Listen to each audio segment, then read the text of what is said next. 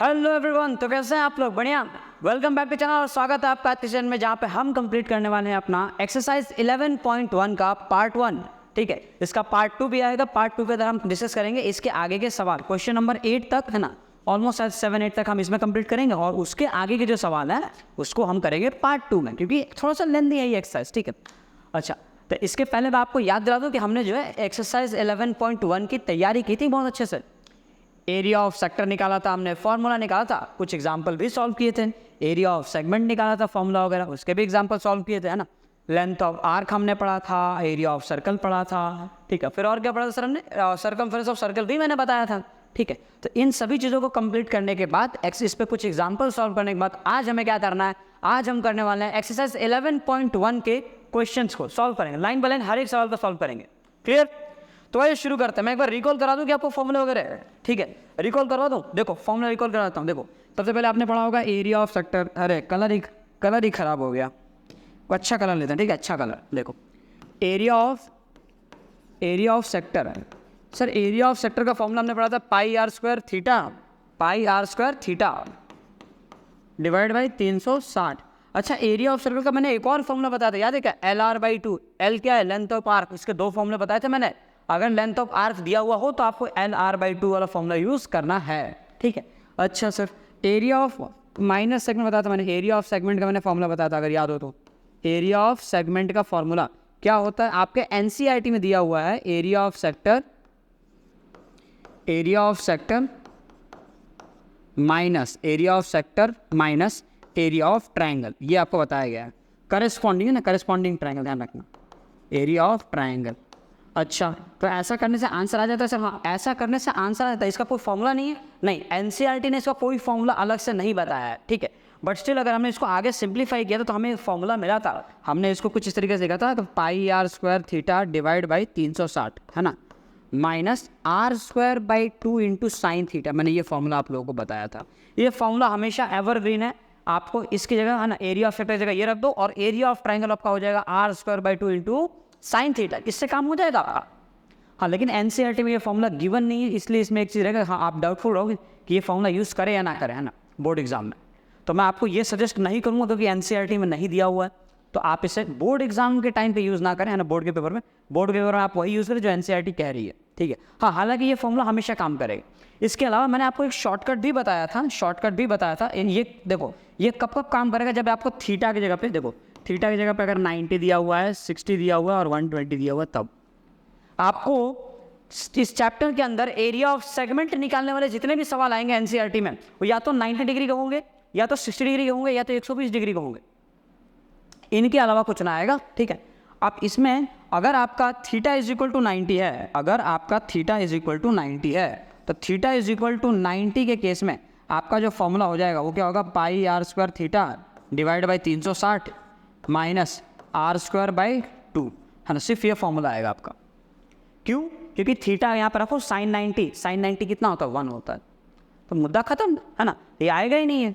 और अगर मान लो अगर थीटा की जगह पे आपको 60 दिया हुआ है और 120 डिग्री दिया हुआ है, तो उस केस में आपका फॉर्मूला बन जाएगा pi are square theta divide by 360 minus √3/4, है ना, √3/4 इंटू रेडियस का स्क्वायर हो जाएगा। ये फॉर्मूला आएगा √3/4 इंटू रेडियस का स्क्वायर। ये कब आएगा? जब थीटा की वैल्यू 60 हो या 120 हो। आपको डायरेक्ट रिजल्ट मिल जाएगा। इसके अंदर बस वैल्यू रख दो आप। क्लियर है? समझ आ गया? ये सारी चीज़ें हमने पढ़ी थी। अच्छा, और हमने कुछ नहीं पढ़ा था क्या सर? और हमने पढ़ा था, आपको ये भी पढ़ा था ना हमने, देखो, हमने पढ़ा था लेंथ ऑफ आर्क का फॉर्मूला, ये भी हमने पढ़ा था। तो length of arc is equal to होता है pi R theta divide by 180। तो हम इतने सारे फॉर्मूलों को पढ़ के हम आगे बढ़े थे। इन सभी को यहाँ पे मैंने ऐसे इंपॉर्टेंट मार्क करके ऐसे रख दिया है, तो आप इसको एक बार बढ़िया से पढ़ लेना। ठीक है, चलो अब सवाल शुरू करें अपन। तो हमारे पास सवाल है, find the area of sector of circle with radius 6 centimetre if angle of the sector is 60 degree. तो अगर आपको एंगल जो है 60 डिग्री दिया हुआ है, रेडियस 6 है, तो आपको एरिया ऑफ सेक्टर निकालना है। सर मैंने पढ़ा था एरिया ऑफ सेक्टर होता है, हमारे सर ने बताया था कि सर एरिया ऑफ सेक्टर होता है pi are square theta divide by 360। मैं पाई की जगह पर रखूँगा सर 22/7, रेडियस जगह पर कितना रखूँगा? 6 × 6, और थीटा कितना है मेरा? थीटा सर 60 है, डिवाइड बाई 360। अब काटा पीटी शुरू करो। जब काटा पीटी करोगे देखो ये कट जाएगा 6 बार में, 6 से ये कट जाएगा, खत्म। और 22 6 हो जाएगा 132 और नीचे आ गया आपका 7, तो 132 सेंटीमीटर स्क्वायर आपका आंसर आ गया area of sector. Calculation fast होनी चाहिए बस, है ना, और एक्यूरेट करना, गलतियां मत करना। एक और सजेशन दूंगा, जितना भी हो सके कोशिश करना कि आप कैलकुलेशन डेसिमल में ना करें, पॉइंट में ना करें, है ना, फ्रैक्शन में आप कैलकुलेट करो, बहुत आसान हो जाएगा आपके लिए फ्रैक्शन में। ठीक है सर, चलो अगला सवाल था। अगला सवाल दिया हमको, find the area of quadrant of circle with circumference 22 centimetre. तो सर ये कैसे निकालेंगे हम? देखो बबुआ, इसको निकालने के लिए आपको एक शब्द हमने बताया था, है ना, लेक्चर में, कि क्वाड्रेंट क्या होता है।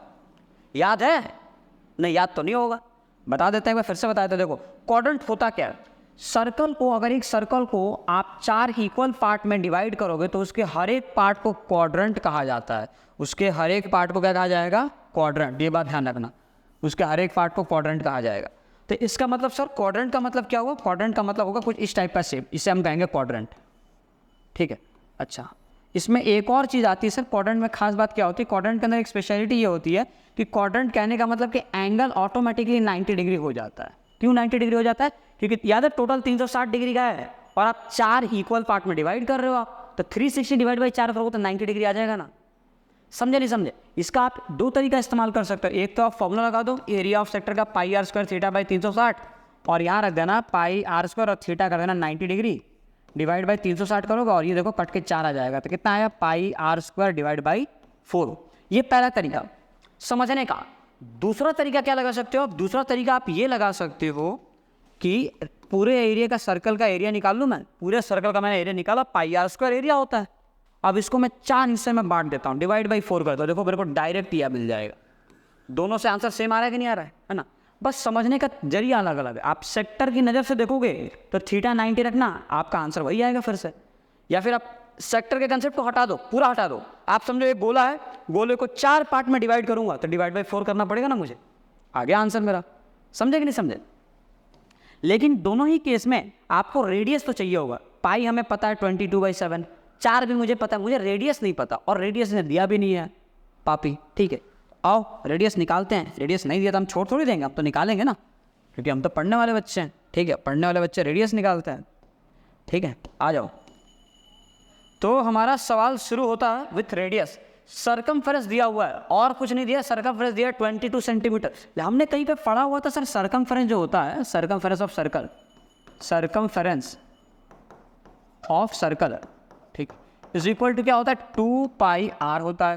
तो ये तो सर 22 दिया हुआ है, मतलब 22 is equal to 2 into 22/7 into R होगा क्या? हाँ बिल्कुल होगा। अब देखो 22 से 22 कट गया, कटा नहीं कटा? यहाँ बच गया 1, यहाँ पे भी 1 आ जाएगा ना, 22 1 7 इंटू 1 कितना आ जाएगा? 7, तो 7 इज इक्वल टू 2r, तो 7/2 इज इक्वल टू r आ जाएगा। मतलब आपका रेडियस कितना आ गया? 7/2 रेडियस आ गया। अब अगर रेडियस आ गया, क्वाड्रेंट का एरिया निकालना है, मैं दोनों में से कोई भी निकाल सकता हूँ। मैंने यहाँ पे फॉर्मूला यूज किया area of quadrant, area of quadrant, quadrant is equal to pi are square divide by 4, यानी 22/7 इंटू रेडियस का स्क्वायर। रेडियस कितना है? 7/2 इंटू 7/2, और देखो ध्यान से डिवाइड बाई 4 अभी बाकी है, तो डिवाइड बाई 4 के लिए इंटू 1/4 कर दो। क्लियर? 7 से 7 कटा, इससे ये कट के आ जाएगा 11, तो 11 इंटू 7 है ना, कितना आ गया? 77, और नीचे नीचे बचा 2 4 है ना, 2 4 नीचे 8 आ गया, तो 77/8 सेंटीमीटर स्क्वायर, और ये आपका आंसर है। क्लियरली समझ आया कि नहीं आया? है ना?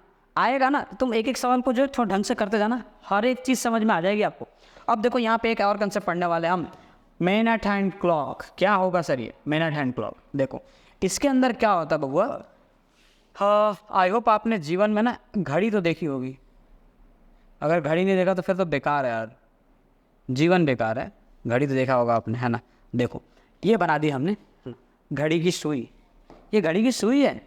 नहीं, घड़ी की सुई नहीं, ये बस घड़ी बनाने में हमारी हेल्प करेगा, इसलिए बनाया इसको। ठीक है सर, आप बोलते हो तो मान लेते हैं। अब देखो क्या हेल्प करेगा, वो हेल्प देख लो। ये हेल्प ये करेगा, है ना, अब आपको करना है इसके नामकरण। तो मान लो ना, यहाँ पे आपने देखा होगा 12, है ना, ये हो जाएंगे 3, यहाँ बचता है 6 और यहाँ बचता है 9। 12 और 3 बीच में क्या आ जाएगा? 1 और 2 आ जाएगा। 3 और 6 के बीच में आएगा 4 और 5, ये कितना आ जाएगा? 7 और 8, ये हो जाएगा आपका 10 और 11, है ना? तो ये हमने घड़ी बनाने की कोशिश की, घड़ी बना दी हमने। अब जरा समझना, क्या ये टोटल एक सर्कल है? सर्कल का मतलब ये होगा सर एंगल तो 360 डिग्री हो जाएगा, और ये टोटल 12 दिख रहा है, 12 पार्ट में डिवाइड हो रहा है, तो 360/12 करूँगा तो 30 डिग्री मिल रहा है मुझे। कितना मिल रहा है? 30 डिग्री। 30 डिग्री मतलब एक कॉर्नर में 30 डिग्री आ रहा है। अब 30 डिग्री कहने का क्या मतलब हुआ सर? जैसे मान लीजिए कि हमने यहाँ पे बनाया, ठीक है, ये हमने बनाई एक सुई, ठीक, इस सुई का हम रंग बदल देते हैं, इसका रंग अलग कर दिया जाएगा, ठीक है। अच्छा ठीक है सर, अब इसमें बनाओ एक दूसरी सुई जो यहाँ तक आ रही है। तो ये दो अलग अलग सुई नहीं, आपको ये बात समझ आनी चाहिए कि ये कांटा जो है ना, ये कांटा यहाँ से चल चल के यहाँ पे आया। अब कांटे देखो 3 होते हैं, एक होता है सेकंड के लिए, सेकंड वाले पे कोई सवाल नहीं पूछता, एक होता है मिनट हैंड के लिए, मिनट जो मिनट शो करता है, तो मिनट वाले पे ज़्यादातर सवाल पूछे जाते हैं, और ये सवाल भी आपका मिनट का, देख लो मिनट हैंड क्लॉक बोला है, मतलब मिनट वाले हाथ की बात करो तुम। अच्छा, अगर 12 से 1 पे अगर ये आता है तो कितना टाइम हुआ? 5 मिनट का, याद है? 12 से 1 पे आता है तो कितना? 5 मिनट होता है, टाइम देखा आता होगा आपको। तो 5 मिनट में ये कितना एरिया कवर करेगा? This is the question. तो 5 मिनट में कितना एरिया कवर करेगा सर? अब जरा समझो, मैंने अभी जस्ट बताया कि टोटल 360 डिग्री है, 12 इक्वल पार्ट में अगर मैं डिवाइड करूँ तो 30 30 30 30 सब में बढ़ जाएगा। मतलब 5 मिनट में कितना आ जाएगा?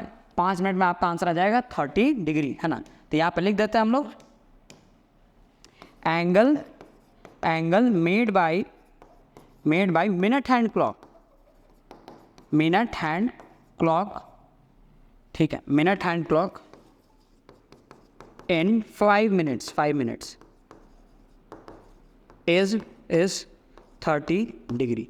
5 मिनट में 30 डिग्री का एंगल बनाता है। अगर 5 मिनट में 30 डिग्री बना रहा है तो स्वाभाविक है ना, स्वाभाविक सी बात है कि 1 मिनट में कितना बनाएगा? 1 मिनट, है ना, 1 मिनट में बनाएगा वो 6 डिग्री। समझ आया कि नहीं आया? कैसे बताया सर ये आपने 1 मिनट में 6 डिग्री? दोनों को 5 से डिवाइड कर, देखो 5 मिनट्स और ये 30, है ना, देखो 5 कितना आ जाएगा 1 और 35 कितना आ जाएगा 6, तो 1 मिनट में 6 डिग्री बनाएगा, ये भी ध्यान रखना, ठीक है। ये सवाल बोर्ड एग्जाम के MCQ में एक बार पूछ लिया गया था कि मिनट हैंड क्लॉक 1 मिनट में कितना डिग्री सबटेंड करेगा, और बच्चे जो है 5 मिनट में 30 डिग्री करके, उनको तो पता था ये चीज़। तो जिन बच्चों ने दिमाग लगाया, जिन्होंने इसको समझ रखा था, तो वो तो आंसर टिक करके आ गए थे सर कि अगर 5 मिनट में सर 30 डिग्री हो रहा है तो बच्चों वाला सवाल है ये 1 मिनट में 6 डिग्री होगा, ये तो समझ में आ गया था हमको। लेकिन जिन बच्चों को ये बात नहीं समझ में आई थी वो गलत करके आ गए थे। और मैं आपको इसलिए बता दे रहा हूं कि सवाल ऐसे भी पूछा जा सकता है, गलती मत करना आप। अच्छा, अब इस बार जो बोर्ड वालों ने और चालाकी की थी, उन्होंने क्या, कभी और ने सवाल में ये भी कर दिया कि angle made by minute hand clock की जगह, angle made by minute hand clock की जगह वो कर देंगे आपको angle made by hour hand, है ना। अभी आवर हैंड क्या होगा? जो याद है एक दूसरी कांटा होती है छोटी वाली, जो 1 घंटा रिप्रेजेंट करेगा, 12 से 1 पे गया मतलब 1 घंटा हो गया। तो आवर एंड की अगर हम बात करें, angle made by hour and, है ना, आवर एंड, ठीक है, इन आवर एंड, इन कितना हो जाएगा? कह लो आप इन 1 मिनट, कितना होगा? इन 1 मिनट, मतलब 1 घंटे में आवर एंड कितना एंगल सबटेंड करता है। अब आप समझो, ध्यान समझना, 12 से 1 पे गया, 12 से 1 पे गया, मिनट हैंड चला तो कितना हुआ? 5 मिनट हुआ। लेकिन अगर आवर एंड 12 से 1 पे आया तो कितना हो गया? 60 मिनट हो गया। फर्क समझा? 12 से अगर 1 पे कोई काटा गया, मान लो ये 12 पे था और अभी ये काटा जो है 1 पे आ गया, तो अगर ये मिनट हैंड की बात करूं मैं, तो मिनट हैंड के लिए 60 मिनट है ना, 60 मिनट हैंड जो है 5 मिनट होता है, कितना होता है? 5 मिनट। लेकिन वही अगर ये आवर एंड होता, आवर एंड अगर 12 से 1 पे आया होता, तो आवर एंड के अंदर 12 से 1 पे आने का मतलब हुआ 1 घंटा, और 1 घंटे में कितना होता है? 60 मिनट। ध्यान रखना। तो 1 घंटे में आप कैलकुलेट करो, आपको मालूम था कि यहाँ पे 30 डिग्री बनेगा, तो 12 से 1 यानी 1 घंटा, 1 घंटे में कितना बन रहा है? 1 घंटे में बन रहा है आपका 30 डिग्री।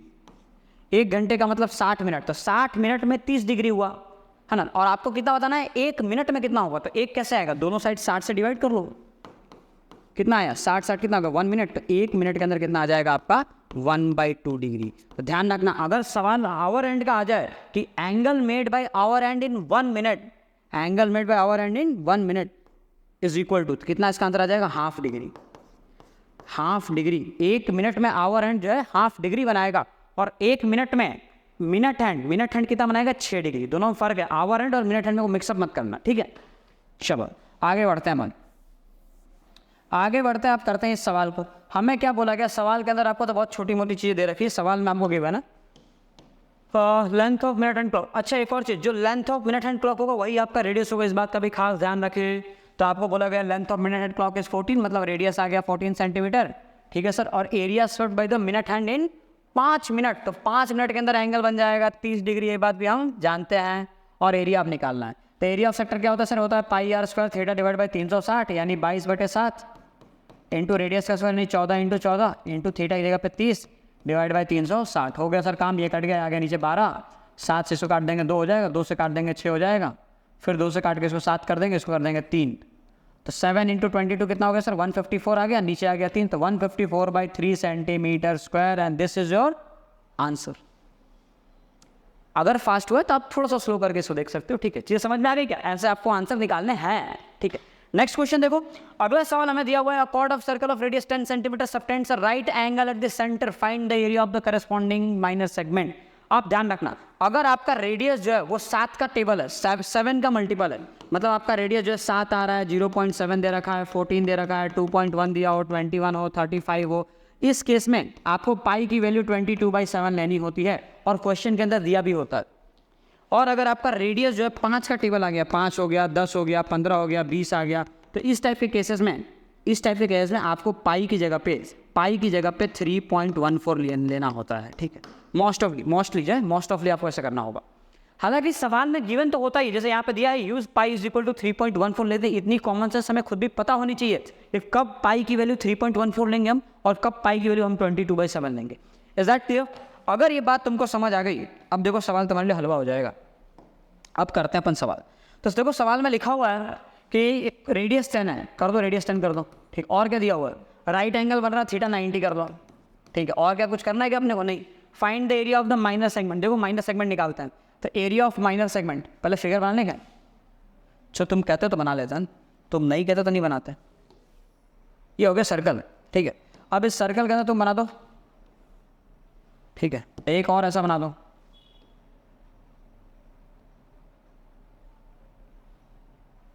अरे यार ये तो नहीं बन पा रहा, इसको ऐसे छोड़ो, एक और सेलेक्ट करो, ठीक है, अब शायद बन जाए।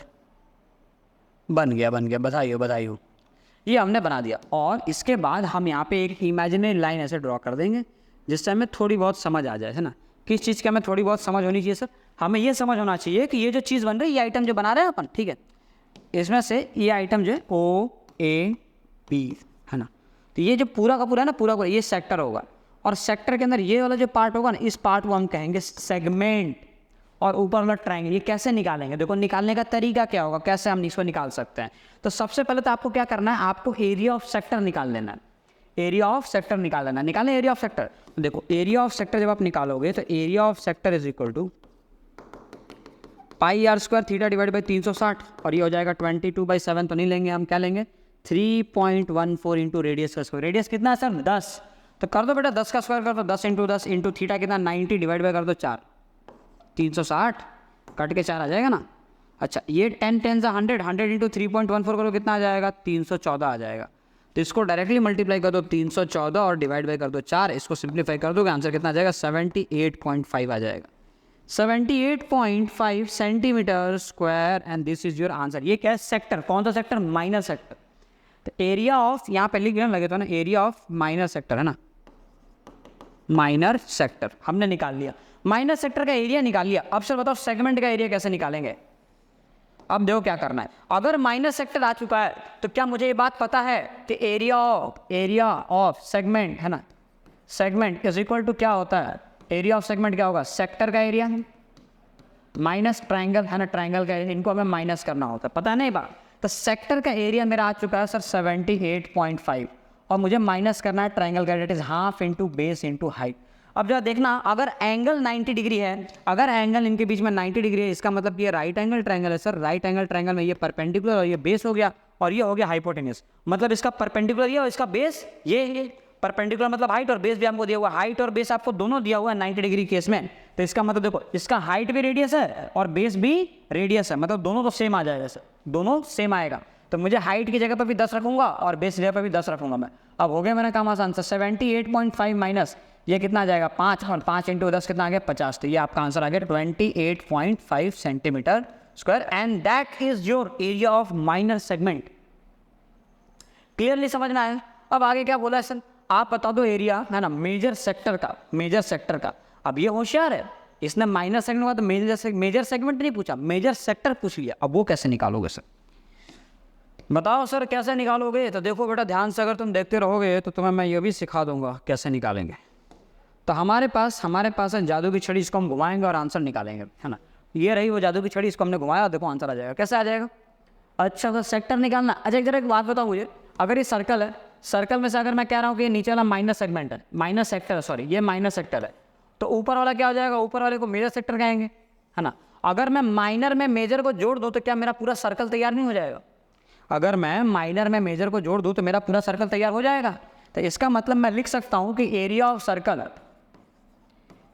Circle is equal to minor plus major, minor plus major है, मेजर है ना, माइनर सेक्टर लिखा ना, है ना, प्लस मेजर सेक्टर। अच्छा तो सर इससे क्या साबित करना चाहते हैं आप? इससे हम ये साबित करना चाहते हैं कि एरिया ऑफ सर्कल निकालो, कितना होता है? पाई आर स्क्वायर होता है। तो pi are square is equal to minor sector कितना आया? माइनर सेक्टर का एरिया आया था 78.5, रख दे रहा हूँ मैं यहाँ पे 78.5, है ना। इसका एरिया कितना नहीं मालूम तो लिख दो ना ऐसे, मेजर सेक्टर लिख दो, मेजर सेक्टर छोड़ दो ऐसे लिख के, ठीक है। ये निकालना है मुझे। अगर मुझे ये निकालना है तो मैं इसमें से इसको माइनस कर दूँ क्या लाके? देखो कर देंगे। तो पाई की जगह रख दिया 3.14, रेडियस का स्क्वायर है 10 का स्क्वायर है 10 इंटू 10 और इज इक्वल टू 78.5 प्लस ये आ गया आपका मेजर सेक्टर, मेजर सेक्टर। अब नेक्स्ट लाइन में क्या करूँ? देखो ये 314 हो जाएगा, है ना, 100 से मल्टीप्लाई होगा और माइनस 78.5 इनको सब्ट्रैक्ट कर दो, आपको आंसर मिल जाएगा मेजर सेक्टर का। मेजर सेक्टर का एरिया प्राप्त हो जाएगा। सर समझ आया क्या? अच्छे से समझ आना चाहिए यार, ठीक है। आगे बढ़ते हैं, अगला सवाल करते हैं। नेक्स्ट क्वेश्चन हमारे पास, in a circle of radius 21 centimetre and arc subtends an angle of 60 degree. अब मुझे आर्क भी बनाना पड़ेगा क्या? बिल्कुल बनाना पड़ेगा। तो एक काम करो बना लो, हमने बना लिया सर। अब अरे एक काम करो, हम फिर से बनाएंगे क्योंकि हमने इसको मिटा भी दिया है गलती से। तो ये हो गया सर सर्कल। सर्कल के अंदर हम एक काम करो, फटाफट सेक्टर बना दो, क्योंकि सेक्टर बनेगा तो ही तो आर्क बनेगा। तो हमने आंख बंद करके फटाफट सेक्टर भी बना दिया सर, सेक्टर भी रेडी है। चलो अब आगे करते हैं, अब आगे बढ़ते हैं, ध्यान से देखना। ये जो पार्ट है क्या इसी को लेंथ ऑफ आर्क कहते हैं? जी सर बिल्कुल इसी को लेंथ ऑफ आर्क कहता है। और इसमें एंगल जो वो 60 डिग्री दिया हुआ है आपको। देखो in a circle of radius 21 centimetre, मतलब रेडियस भी 21 सेंटीमीटर गिवन है, arc subtend an angle of 60 degree. तो मुझे क्या निकालना है? The length of the arc. पहला सवाल देखो सॉल्व करूंगा मैं।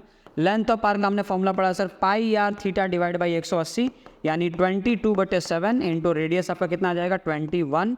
अच्छा थीटा कितना आ जाएगा सर? 60 आ जाएगा। और डिवाइड कैसे करना है सर? 180 से डिवाइड करना है।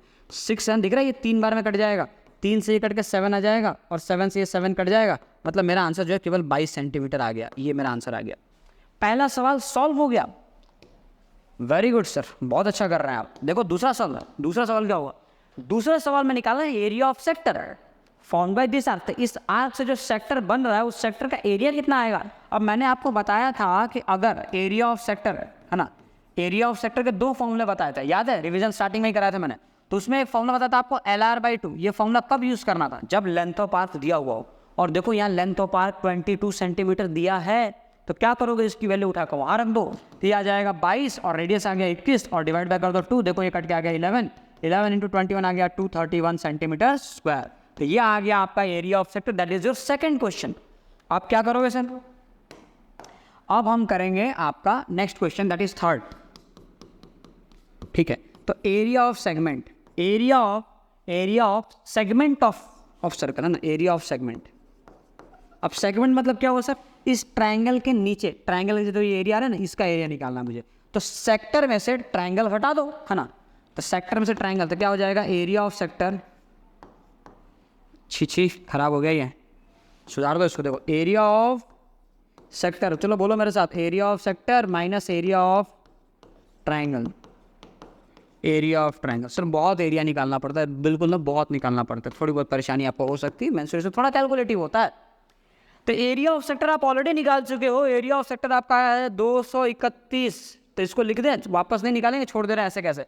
अब एरिया ऑफ ट्रायंगल की बात करो सर। अब देखो ये ट्रायंगल है कौन सा, है ना, ये इक्विलैटरल ट्रायंगल बनेगा। क्यों? आप जरा समझना, अगर ये 60 डिग्री बन रहा है, समझना ध्यान से, टोटल 180 का होता है। अगर ये 60 है, इसका मतलब कि 120 डिग्री अभी बच रहा है। 120 डिग्री दोनों को मुझे बांटना है। अब अगली बात, ये रेडियस है, ये भी रेडियस है, दो साइड इक्वल हो गए। अगर दोनों साइड इक्वल, इसका मतलब कि इसके सामने जो दो एंगल बन रहे हैं वो दोनों एंगल भी कैसे होंगे, इक्वल। अब 120 डिग्री को इक्वल इक्वल बांट दो, क्योंकि इक्वल होने वाला, ये भी कितना आ गया 60 और 60। अब तीनों एंगल सेम हो गए, इसका मतलब तीनों साइड भी सेम हो जाएगा, बन गया इक्विलैटरल ट्रायंगल। और एरिया ऑफ इक्विलैटरल ट्रायंगल का फॉर्मूला तो हमें आता है, ठीक है। अगर ये बात समझ गए होंगे आप, है ना, इक्विलैटरल ट्रायंगल, इक्विलैटरल ट्रायंगल, और इक्विलैटरल ट्रायंगल का फॉर्मूला होता है एरिया निकालने का √3/4 इंटू साइड का स्क्वायर। और साइड कितना है इसका, साइड जगह इसका रेडियस है, ए की जगह पे आर लिख देना आप, है ना, क्योंकि इसका साइड लेंथ जो है आर के इक्वल है। तो आपका है ना area of triangle √3/4 into radius का स्क्वायर। और रेडियस कितना दिया हुआ अपने पास, रेडियस दिया सर 21, तो 21 का स्क्वायर कर दो।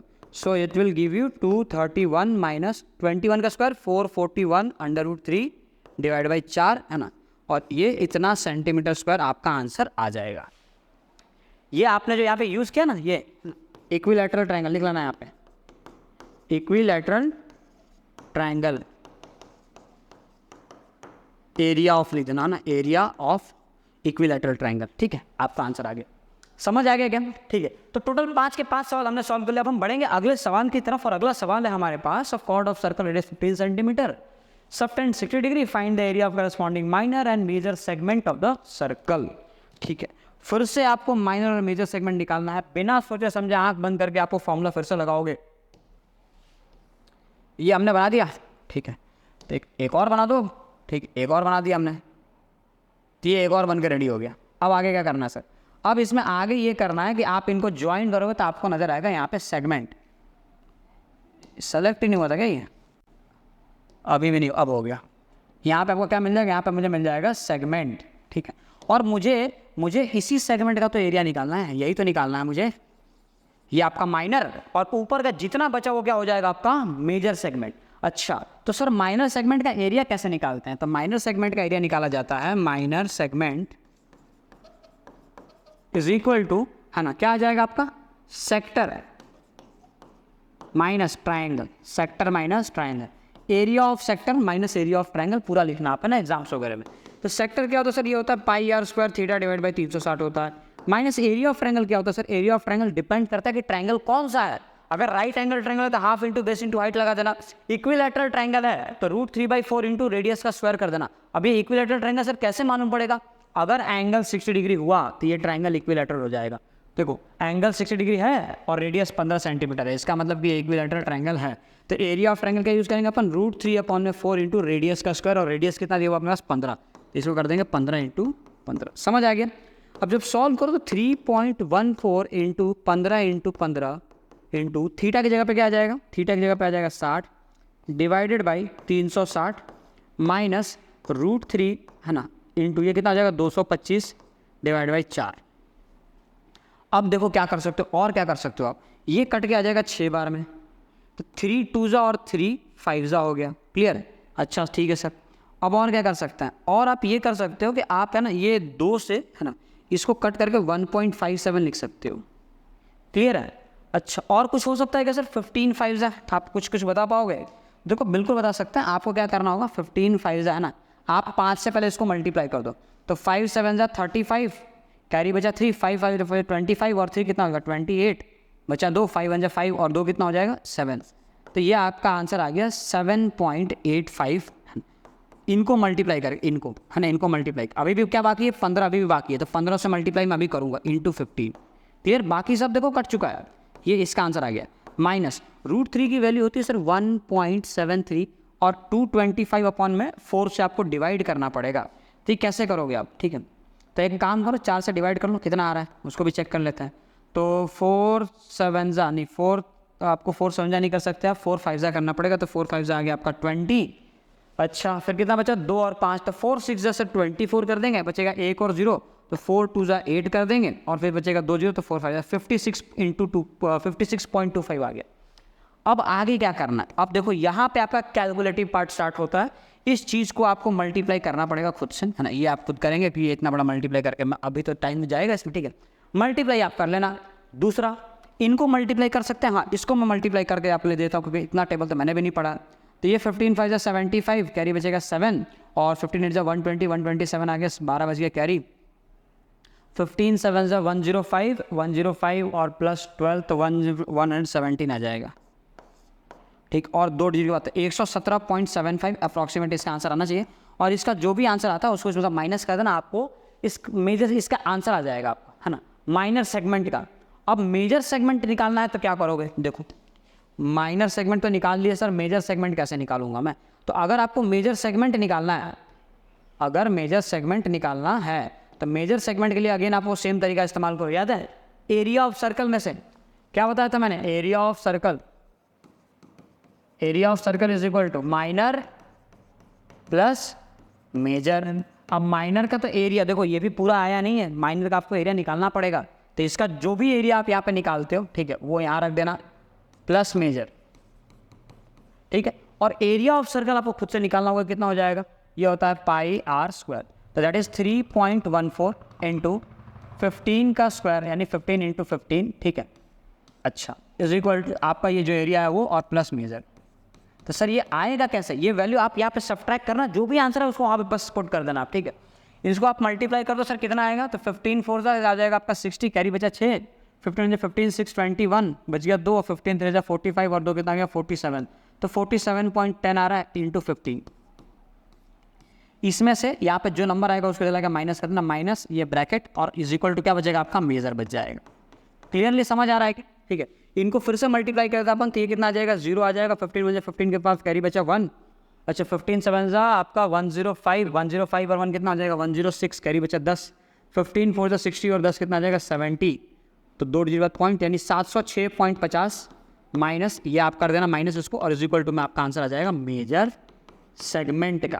तो ये हो गया आपका फाइनल आंसर। क्लियर है क्या, है ना। हाँ मैंने पूरा कैलकुलेट करके नहीं दिखाया तो ये थोड़ा लेंदी जा रहा था ना, इसको आपको मल्टीप्लाई करना पड़ेगा, ठीक है। मल्टीप्लाई आप रफ में करके इसको जो सॉल्व कर लेना। क्लियर, चलो बढ़ते हैं नेक्स्ट क्वेश्चन की तरफ। अगला सवाल हमें दिया हुआ है, अगला सवाल, अ cord of circle of radius 12 centimetre subtends an angle 120 degree. अब सवाल में देखो मैंने कहा था ये ना दिक्कत तब करेगा जब एंगल 120 डिग्री हो जाएगा। अब एंगल 120 डिग्री होने का मतलब यह है कि आपको होगी परेशानी। सर कैसे करेंगे इस परेशानी का समस्या, इसका समाधान क्या है। तो एंगल 120 डिग्री में आपको यूज़ करना है, मैंने बताया था √3/4 इंटू रेडियस का स्क्वायर। जो फॉर्मूला 60 डिग्री बनेगा वही सेम फॉर्मूला आपके 120 डिग्री पे भी बनेगा, ठीक है। तो चलो शुरू करते हैं, है ना। लिखते हैं अपन, निकालना क्या क्या, find the area of the corresponding segment of the circle. Segment का एरिया निकालना है, तो एक काम करो सर, सेगमेंट का एरिया हम जानते हैं कि एरिया ऑफ सेगमेंट अगर मुझे निकालना है तो मुझे पहले सेक्टर निकालना पड़ता है, और सेक्टर में से मैं माइनस करता हूँ ट्रायंगल को, ठीक है, ये हमने पढ़ा था। तो सेक्टर क्या हो गया सर, सेक्टर हमारे पास दिया हुआ है और रेडियस 12 है, कर दो 12, है ना, और एंगल कितना दिया हुआ है 120 दिया हुआ है, इसको भी हम लिख देते हैं, ठीक है। तो ये हो जाएगा pi are square theta divide by 360 minus area of triangle जो कि हमारे पास नहीं है, half into base into height, क्योंकि हमें 60 डिग्री का ट्रायंगल का फॉर्मूला पता था, 90 डिग्री का पता था, लेकिन 120 डिग्री का नहीं पता है। और मैंने जो फॉर्मूला आपको बताया था वो फॉर्मूला आप यूज़ नहीं कर सकते, क्योंकि एनसीईआरटी में फॉर्मूला दिया हुआ नहीं है फिलहाल। तो मैं आपको पर्सनली सजेस्ट करूँगा ना कि आपको यूज़ ना करो, एनसीईआरटी में जो मेथड दिया है आप वही मेथड प्रेफर करें, आपको फुल मार्क्स अगर चाहिए तो, ठीक है। हाँ हालांकि आप ये चीज़ होशियारी मारने के लिए कर सकते हो, एक लाइन में आंसर आ जाएगा उसका, लेकिन बोर्ड एग्जाम में होशियारी थोड़ी मारने, वहाँ पर तो नंबर लाने ना अपने को, और नंबर लाना है तो वहाँ पे आपको पूरा सॉल्व करना पड़ेगा बेस इंटू हाइट रख के, ठीक है। अच्छा ठीक है सर, आपकी बात मान लेंगे हम। तो पाई की जगह पर रख दो 3.14 इंटू रेडियस जगह पर 12 इंटू 12 इंटू थीटा की जगह पर आ जाएगा 120 और निकल जाएगा इसका तेल, क्योंकि ये हो गया है थोड़ा सा बड़ा, ये आ जाएगा आपका 4। और कुछ कर सकते हो क्या सर, और कुछ नहीं कर सकते, तो ये आपका आ जाएगा कितना आ जाएगा 3 × 4 = 56, तो ये आ जाएगा 12.56 इंटू 12, ठीक है। मैंने इसको मल्टीप्लाई कर दिया, 12 को बाहर छोड़ दिया, ठीक है। अच्छा अब आगे क्या करना है सर, ये वाला पार्ट तो हो गया, अब minus half into base into height वाला पार्ट अभी बाकी है। अब जरा सर मुझे बताओ कि इसका बेस क्या आएगा। अब आपको बेस निकालने के लिए ये जो अंदर ट्रायंगल बन रहा है इस ट्रायंगल को मैं बाहर ड्रॉ कर दे रहा हूँ, ठीक है। अंदर ये ट्रायंगल बना, ट्रायंगल नहीं दिख रहा है, दिखा दूँ आपको, देखो बना ये ट्रायंगल को बाहर निकाल लिया हमने। इस ट्रायंगल को बाहर निकालो, इनके बीच में एक इमेजिनरी लाइन बना दो, और अभी जस्ट मैंने आपको सिखाया था, है ना, ये मीडियन है, ठीक है। तो इससे क्या होगा सर, इससे होगा कि 120 डिग्री 2 हिस्सों में बढ़ जाएगा, ये आ जाएगा आपका 60 डिग्री, ठीक है। ये आपका 30 डिग्री हो जाएगा, क्यों, क्योंकि दिख रहा है ना ये 60 है, 30 हो जाएगा, ये 90 डिग्री है। अब आप इसको भूल जाओ, इसको थोड़ी देर भूल जाओ, नामकरण कर दो, मान लो ये ओ है, इसको हमने ए कह दिया, इसको हमने बी कह दिया, है ना, और यहाँ से जो लाइन हम बनाएंगे इस लाइन को हम कह देंगे पी, तो ओ ए पी, है ना। तो in triangle O A P यहाँ से हम सॉल्यूशन स्टार्ट कर रहे हैं, इसके आगे वाला, इसके आगे आपको सॉल्यूशन स्टार्ट कर देना है। कैसे करेंगे आप, ठीक है, तो हमें यहाँ पर रख देना। आप एक काम करना, आप सेक्टर का एरिया अलग निकालना और एरिया ऑफ ट्रायंगल जब निकालोगे तब आप इसको स्टार्ट कर देना। ट्रायंगल का एरिया अलग से निकालना, फिर एंड में दोनों को माइनस करना, अलग अलग कर देना। सिर्फ एरिया ऑफ सेक्टर लिखना पहले आप, ठीक है, फिर एरिया ऑफ ट्रायंगल पे जाना, ये स्टेप करना, और लास्ट में आप ये वाला स्टेप कर देना, ठीक है ना। मैंने तो यहाँ पे अलग एक साथ निकाल दिया। क्या करोगे, कैसे करोगे, तो कैसे करना है, हमें यहाँ पे लिखना है इन ट्रायंगल कौन सा ट्रायंगल है, OAP, इन ट्रायंगल OAP। आप ऐसे भी कर सकते हो, हालांकि गलत नहीं माना जाएगा ना, हालांकि ये आंसर आपका गलत नहीं माना जाएगा। इसको आप साइड में दिखा देना प्रोसेस को। तो कैसे करेंगे सर इसके अंदर, देखो मेरे को क्या क्या निकालना, समझना, ध्यान से समझना क्या क्या निकालना। मुझे ट्रायंगल का बेस निकालना, मतलब मेरे को ये वाली लाइन चाहिए, समझे नहीं समझे। फिर मुझे इसका हाइट चाहिए, मतलब मेरे को ये वाली लाइन भी चाहिए, ठीक है। तो दोनों निकालना है सर, दोनों निकालना है। और ट्रायंगल अगर मैं OAP ले रहा हूँ तो मेरे पास तो सर आधा ही आ रहा है, तो कोई दिक्कत नहीं है ना। ये आधा निकालो, फिर इसका डबल कर दो, डबल कर दोगे तो देखो ये भी आ जाएगा आपका, समझ आया कि नहीं आया, तभी तो टोटल मिलेगा। तो ये निकाल के इसका डबल कर दूंगा मैं, बात समझे। तो आओ शुरू करो। ये आपको 12 दिया हुआ है, अब जरा समझो है ना, यहाँ पे 60 डिग्री दिया हुआ है, तो 60 डिग्री के सामने वाला साइड क्या हो जाएगा आपका, परपेंडिकुलर। तो ये क्या है, बेस दिया हुआ है, तो बेस दिया हुआ है, ठीक है। ये आपका बेस नहीं दिया हुआ, ये आपका हाइपोटेनस हो जाएगा। एक्चुअल मैंने थोड़ी सी गलती हो गई, ये आपका हाइपोटेनस, क्योंकि 90 डिग्री के सामने वाला हाइपोटेनस दिया हुआ, बेस थोड़ी दिया हुआ है। मैं तुम्हें टेस्ट कर रहा था, तुम्हें आंसर सही से देना चाहिए था, ठीक है। चलो आ जाओ। तो ये आपका हाइपोटेनस आ जाएगा सर, ठीक है, और 60 डिग्री के सामने जो है आपका परपेंडिकुलर आ जाएगा। अगर ये परपेंडिकुलर है सर, इसका मतलब कि ये वाला आपका बेस है, बिल्कुल सही बात है, ठीक है। अब आपने क्या रिलेशन पढ़ा है, अब एक काम करो, आप साइन 60 लगा दो। Sine 60 degree is equal to perpendicular by hypotenuse होना चाहिए। ये √3/2 हो गया सर। परपेंडिकुलर की बात करो तो इसके लिए परपेंडिकुलर ये है, इसका मतलब परपेंडिकुलर तो क्या हो जाएगा, परपेंडिकुलर क्या था, AP। परपेंडिकुलर क्या हो गया आपका, AP। लिख दो यहाँ पर, परपेंडिकुलर की जगह पे आ जाएगा आपका AP, लिखो AP लिख दिया मैंने। और हाइपोटेनस की जगह पे क्या आ जाएगा, 12 आ जाएगा सर। तो इसको काट दो ना, देखो 6 आ गया, 6 को क्रॉस मल्टीप्लाई कितना आ गया, 6√3 आ गया। ये आपका AP है। अच्छा, अगर AP 6√3 है तो क्या मैं AP is equal to PB नहीं कर सकता, ये भी 6√3 है, therefore AB is equal to क्या हो जाएगा, 2 टाइम्स ऑफ AP हो जाएगा। इसका मतलब 2 टाइम्स ऑफ 6√3 हो जाएगा, मतलब ये आ जाएगा आपका 12√3। ये आपका AB आ गया, टोटल लेंथ आ गया 12√3। अच्छा, अब सर कॉस है ना, ये हाइट बाकी है अभी भी सर, तो फिर से लगा दो आप, क्या लगाओगे इस बार, cos थीटा लगा दो आप। cos theta is equal to होता है बेस बाय हाइपोटेनियस, तो cos 60 कर दो। बेस 60 डिग्री के लिए ये परपेंडिकुलर, तो बेस क्या हो जाएगा, बेस आ जाएगा ये, यानी OP। हाइपोटेनस कितना, अभी भी 12 है। cos 60 की वैल्यू कितनी होती है, 1/2 होती है, तो OP अपॉन में 12 काट दो, देखो इसका 6 आ जाएगा, क्रॉस मल्टीप्लाई करो, 6 इज इक्वल टू OP आ गया। OP कितना आ गया, 6 आ गया। अब रख दो, है ना, बेस की जगह पे कितना रखोगे, 12√3, और हाइट की जगह कितना रखोगे आप, 6 रखोगे, है ना। कर दो मल्टीप्लाई, देखो ये कटे कितना हो जाएगा, 6 आ जाएगा। इसका मतलब सर 6 6 36 और √3, तो ये आपका आंसर हो गया। अब सॉल्व कैसे करेंगे सर, सॉल्व करने के लिए इनको मल्टीप्लाई कर दो, देखो इसको कर दो मल्टीप्लाई, तो कितना हो जाएगा सर, 12 6 72, बच गया 7, 12 5 67, 6 कैरी, 12 2 24, 6 आ गया 30, 3 कैरी, 12 कम 12 3 15 आ जाएगा 150। तो ये आ गया आपका 150.72, और इसमें से माइनस करना है 36 को मल्टीप्लाई कर देना 1.73 से, और इनको मल्टीप्लाई तुम खुद करोगे और मल्टीप्लाई करके माइनस कर लोगे और आपका आंसर आ जाएगा। क्लियरली समझ आया क्या, चलो आगे बढ़ते हैं, अगला सवाल करते हैं। A horse is tied to a peg at one corner of a square shaped grass field of side 15 metre. तो एक काम करो, एक स्क्वायर शेप का पहले फील्ड बना दो यार, बना दिया हमने। इसमें एक घोड़े को बांधा गया और ऐसे बांधा गया, उसका 15 मीटर इसकी साइड है। तो घोड़े को बांधा गया एक रस्सी से, और रस्सी जो है 5 मीटर लंबी है, ठीक है। तो यहाँ से हमने कर दिया 5 मीटर लंबी रस्सी को कर दो 5 मीटर लंबी। तो ये 5 मीटर लंबी रस्सी जो है कुछ इस तरीके से हो जाएगी, मान लो हमने ऐसे कर दिया, ठीक है। ऐसे हमने इसको बना दिया 5 मीटर लंबी रस्सी, ठीक है। ऐसे डायग्राम है, ठीक है, समझ जाना आप इसको। अच्छा, 5 मीटर लंबी है, मतलब सर ये वाला एंगल तो 90 डिग्री हो जाएगा, क्योंकि स्क्वायर है, बिल्कुल सही है, 90 डिग्री स्क्वायर हो जाएगा। अच्छा, ये 5 है सर, ये मुझे क्वाड्रेंट नजर आ रहा है सर, बिल्कुल क्वाड्रेंट होगा ये, दिख रहा है। अगर ये सर्कल बना तो सर्कल का 1/4 पार्ट है, 90 डिग्री क्वाड्रेंट नजर आना चाहिए। आप इसको सेक्टर भी कह सकते हो, ठीक है। अब आपको ये पूछा गया, the area of that part of the field in which the horse can graze, तो घोड़ा कितने पार्ट में ग्रेज यानी घास चर सकता है, तो निकालो। कैसे निकालोगे, है ना, तो हम करेंगे area area of sector is equal to pi are square theta, तो पाई इंटू रेडियस का square into theta divide by 360। Pi की जगह पे काम करो, पाई को पाई रहने दो 5, तो यहाँ पे 5 का स्क्वायर इंटू थीटा कर दो 90 और डिवाइड बाई कर दो 360। ये कटे कितना आ जाएगा 4 है ना, तो 5 का स्क्वायर 25, तो 25 पाई डिवाइड बाई कितना आ गया 4। इतने पार्ट में घोड़ा घास चर सकता है, इतने पार्ट में घोड़ा जो है घास चर सकता है। तो सर पाई की वैल्यू नहीं रखी आपने, रख दो आगे, आप रख दो, इसकी वैल्यू निकाल लो, ठीक है। आपको खुद करना होगा, या आप खुद से करो, आत्मनिर्भर बने आप, है ना। अच्छा मैंने ऐसे क्यों किया, आसान करने में, देखना आप कैसे आसान कर दूंगा मैं ना। The increase in the grazing area of the rope were 10 metre. अब इन्होंने क्या बोला है कि अब इस रोप के अंदर हमने 5 मीटर से 10 मीटर कर दिया, तो रोप जो है मान लो अब थोड़ी बड़ी हो गई।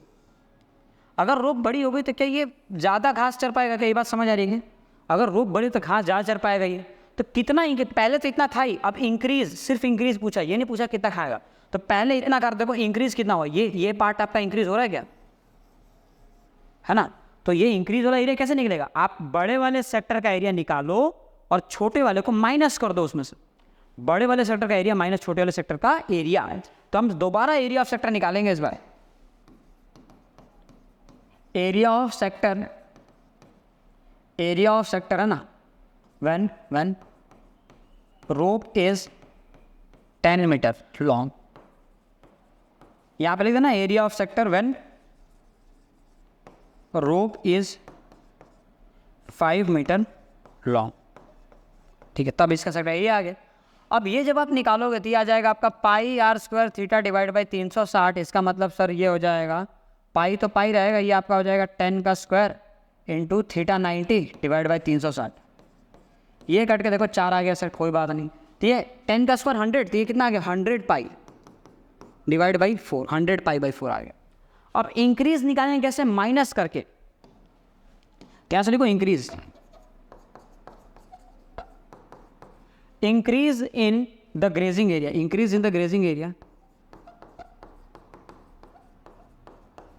Grazing area is equal to, ये कितना था 25 पाई बाई 4, 25 पाई बाई 4 नहीं, आपको बड़े में से छोटा माइनस किया था, पहले ये आ जाएगा, तो 100 pi by 4 minus 25 pi by 4। अब देखो 100 में से 25 पाई में से कितना आ जाएगा 75 पाई बाई 4। अब जाके वैल्यू रखना 75 इंटू 3.14 डिवाइडेड बाई 4। अब यहाँ पे लास्ट में आप पाई की वैल्यू को देखो, अब आपका आंसर सही आएगा। यहाँ पे भी इसका आपको एक्यूरेट आंसर पूछा गया ना, तो आप इसमें नेक्स्ट स्टेप पे क्या करो, 25 को 25 रखो, है ना, इसको 3.14 कर दो और डिवाइड बाई 4 कर दो, देखो इसका भी एक्यूरेट आंसर आ जाएगा। लेकिन कैलकुलेशन में ये यूज़ नहीं करेंगे आप, ये यूज़ करना, इससे आपका काम आसान हो जाएगा, कैलकुलेशन कम हो जाएगा, समझे क्या? क्लियर है? तो चलो आज का सेशन, शायद ये लास्ट सवाल था आपके इस सेशन का, ठीक है। आज के सेशन को हम यहीं पे ख़त्म करेंगे, है ना। आप इसके नोट्स वगैरह बना लेना और इसके आगे के जो सवाल हैं उसको घर पे एक बार खुद से ज़रूर अटेम्प्ट करें। अगर आपसे बनते तो बहुत अच्छी बात है, बधाई हो, मुबारक हो। और नहीं बन पा रहा तो क्या कर सकते हैं सर, है ना।